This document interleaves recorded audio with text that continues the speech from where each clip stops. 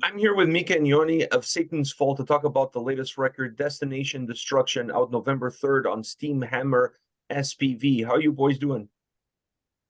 Well, all good here. Very good, thanks. Snowing today. Just looking forward to the album release. Yeah, I'm sure you guys are. I'm sure you're counting the days, the minutes, the seconds. This is like Christmas before Christmas. Yeah, something like that. Christmas for the listeners. Yeah, definitely. So for those out there that are not familiar with Satan's Fall, how would you guys describe the band? If you met me on the street and you're talking about your music, how would you describe it? High energy music, metal. Yeah, good old heavy metal. I don't think there's not much more than that. You know, that's what we try to do. Just kick-ass music. When you look at the debut album and you look at this record, what do you say changed the most between records? Well, of course, the personnel, because we get a new guitar player and drummer, so that's one thing that changed, and I think we were more prepared to write a new album. I think because the first album we got the deal from out of nowhere, so didn't really expect that, and then suddenly we had to make an album, and now we knew that we're gonna write a follow-up to Final Day, so there was more time to prepare the songwriting and everything. I would also say that the focus has been changing somewhat, so that whereas the songs on the demo and EP and first album usually were more somehow riff oriented in a way, as we have been also for a long time, now it's really the song is in the focus. You know, like, of course, good riffs make good songs and good melodies make good songs, but it's been really like a focus to make a great song, and of course then the rest is there to make it, all the guitars and drums and bass parts and lead vocals and so on, but just to make the song really work, so that they would be sort of everything complements each other. Yeah, trying to make them catchy and so on. Yeah, I would say that this album it still has a very strong guitar impact. I mean, the riffs are great, the melodies are great, the solos are great. So I understand what you're saying in terms of creating better songs all around. But would you say that the meat and potatoes is still on those guitar riffs? absolutely. I mean, in heavy metal, it usually is, but I would just say that the point of view has changed a bit, and somehow how we approach the songs, that has changed a bit. Yeah. When you look at this growth that you just outlined, going from just more of the riff oriented to more of the bigger picture, how do you see going into the future? Do you guys have goals that you want to achieve musically, that you want to maybe try out some different things in future records? I think it goes whatever comes from our heads. So there's not like a next album is going to be like prog rock or something like that. We need to have more of those influences or whatnot, but just make songs that excite us. Yeah, exactly. Yeah, of course I have some, like wishes or hopes, but mainly it's just that we push this way that we have now already started to take, and just make that one bigger and better, faster or slower, whatever it is, and just make that one more and more sort of well honed. Yeah. Everybody talks about the second record, the sophomore album, as being one of the most challenging records, because for the debut albums, you normally have all the time in the world to create a debut record, but then you create expectations, fans have an idea of what the next album should sound like. So what were some of the challenges that you guys were faced with when putting this record together? Yeah, of course, the lineup changed a bit. Our guitar player changed and drummer changed. So that was, of course, kind of a challenge, though Ville really took Lassi's spot better than anybody could hope for. So that was kind of a challenge. And of course, as you said, the first album is like collection of songs from the during the years, and now we have like a shorter time span to write the songs. So basically, there are like new ideas that weren't there before the first album was released. So yeah, there were challenges, but I don't know what does Joni say. I would say it's not what anyone else is expecting, but it's our own self-criticism that's the most challenging part to decide which songs are good enough, and like which ones we are continuing to work on. That's usually the trickiest part. Yeah, the ones that are not going to the waste. Yeah. Is the creative process from you guys an organic one? How do you sit down as a band, like you said, and decide which song gets set aside and which song has the right attitude or the right atmosphere to fit into the record? Yeah, so basically all of the songs usually come from the band, like the background, the musical side, and then we throw ideas that something might fit here, some kind of thing, and I do the lyrics and melodies mostly, and everybody trashes me that write something better. That's how it goes, like polishing a raw diamond, as you say.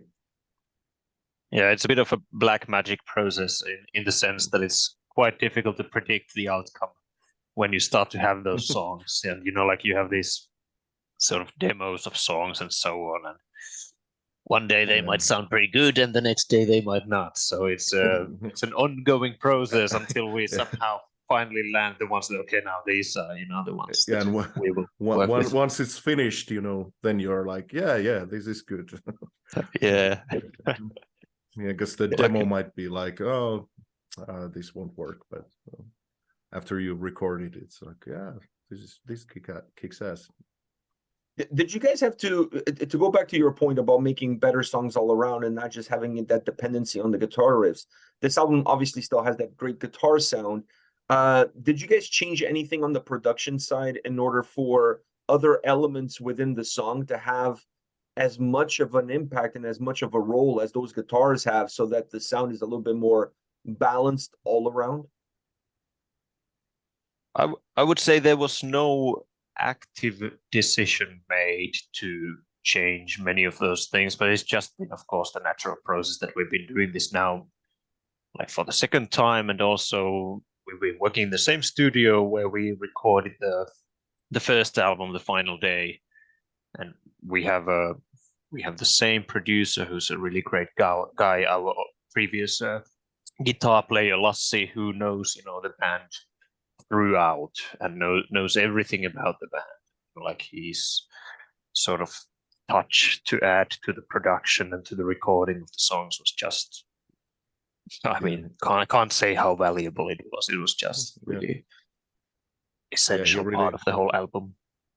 Pushed us this time, maybe even more, and of course the experience with the previous album is now with us, so I think that helped quite a lot with everything, at least for me. So Joni, from a bass standpoint, coming into this album, did you want it to sound a certain way? Did you want to have a certain impact? What was your mindset coming in? It hasn't actually much changed since the beginning, to be honest. Of course, it has like some details here and there might have changed, but from the beginning, when we started in 2015, it's been pretty clear how I sort of like my bass sound and of course the music in general. So not huge changes really, to be honest. It's really been more this sort of a focus on making the songs catchy and making them, like that you got those bumping your fist in the air moments in there. So sort of from that point of view, more so than from any technical point of view, I would say. And for you, Miika, from a vocal standpoint, an album like this, very bombastic, like this, almost like arena rock sound, like it sounds like really big, really large. Does that make your job as a vocalist easier or harder? Definitely harder. Like I'm really pushed to my limits on this album, even more so than the previous one. Of course, the experience comes from that, but I think me and Lassie in studio, we really pushed me to my limits, and of course the limit is now higher for the second album. But yeah, definitely. Well, you sounded amazing, so it didn't seem to me like they pushed you hard enough. I think they need to push you even harder because yeah, that's for the third album then. Natural. It sounded very, very loose, like you were singing in the shower. It kind of had that, like very yeah, that's easy what I do. delivery kind of performance. Looking back, do you see some songs that made your job even harder than others? Is there something that stands out there? You like, maybe live, let's skip this one. Well, live, I don't know. We haven't tried anything else except Lead the Way and Afterglow live, and they work well. But the ending of Lead the Way is a bitch to sing. I told you, Miika, corner with that one. I told you, Miika, there are still higher notes available that you can go for. But next time we'll push you to the limit. I think when you see the limit, you push them there, and then you nudge them a little bit over. Just that's what happens, Just slightly over. Who's your biggest vocal influence?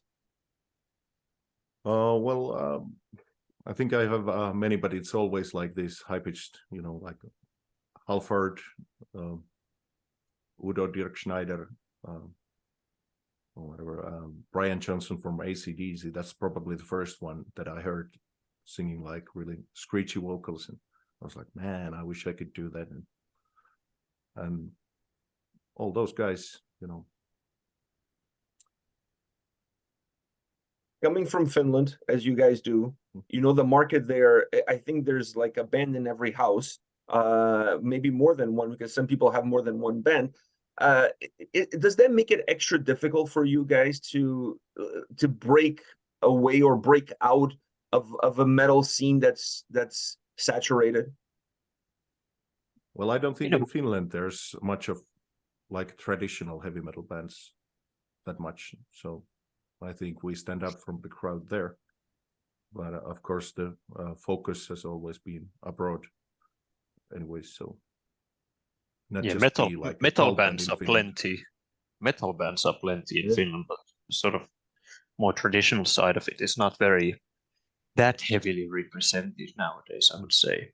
But I don't know, like having gigs in Germany and elsewhere has always been a real pleasure for us, and it's worked nicely. So really hoping to see some more European gigs to be booked soon.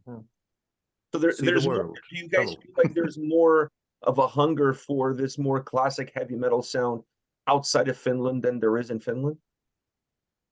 Yeah, I would say so. Yeah.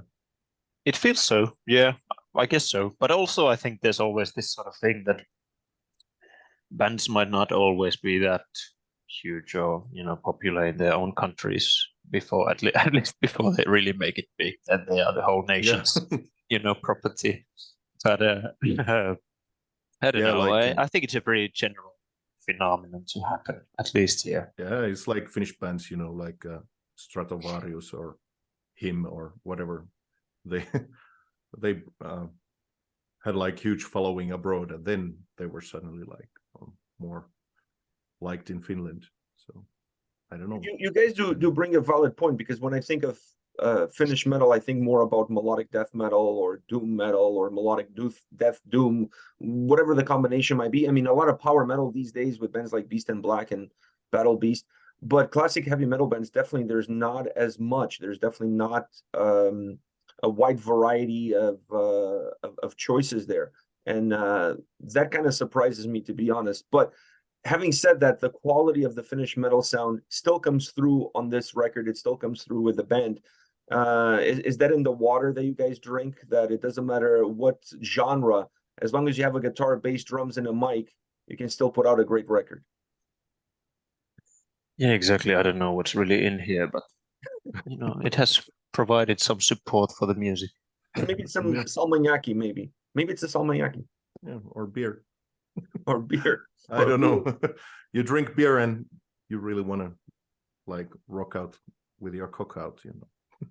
And now you guys got the album coming out November 3rd on Steamhammer. What are you hoping that this album does for you guys? What are your hopes and dreams that this album will be able to reach? More touring opportunities, definitely. Chances to play live, especially given the context that we released the first album Final Day during the pandemic, so that we couldn't really tour it much at all. I mean, of course, we've been playing some individual shows here and there, but now after Destination Destruction, really looking forward to get more gigs booked and, you know, get to play the music live for the audiences and see how that one goes. Yeah, couldn't have said it better. So let's hope the shows happen.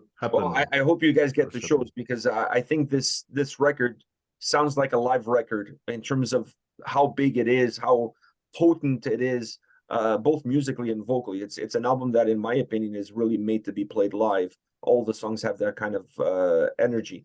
One last question for you.